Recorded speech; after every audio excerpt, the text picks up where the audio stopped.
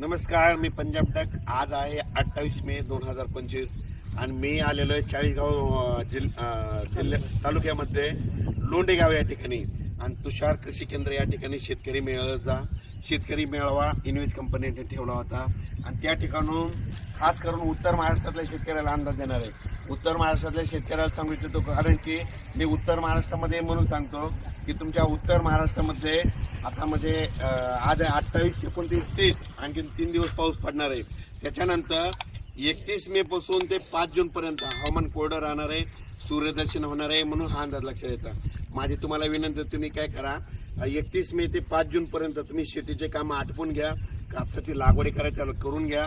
त्याच्यानंतर तुमच्या उत्तर महाराष्ट्राकडे 6 जूनला परत पाऊस येणार आहे. म्हणजे 6ला येईल, 7ला वाढत जाईल, 8ला वाढत जाईल, 9ला वाढत जाईल, तसाच वाढत म्हणजे 30 तारखेपर्यंत म्हणजे तुमच्या उत्तर महाराष्ट्राची चांगली पेरणी होणार आहे, म्हणून हा अंदाज लक्षात येतो.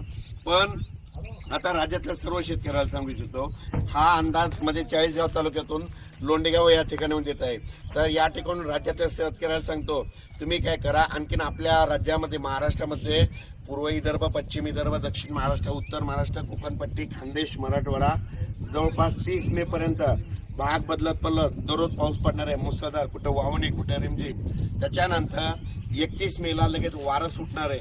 31 मे पासून ते 5 जून 6 जून पर्यंत ऊन पडणार आहे, सूर्यदर्शन करणार आहे, म्हणून हा अंदाज लक्षात येतात. माझी सगळ्याला विनंती, जमिनीमध्ये 1 फूट ओल आहे, जर पेरणी करायला काही हरकत नाही. त्याच्यानंतर लागवडी कापसाच्या करायच्या असं तर रेगट्याला असं टोचून सरकी लावा.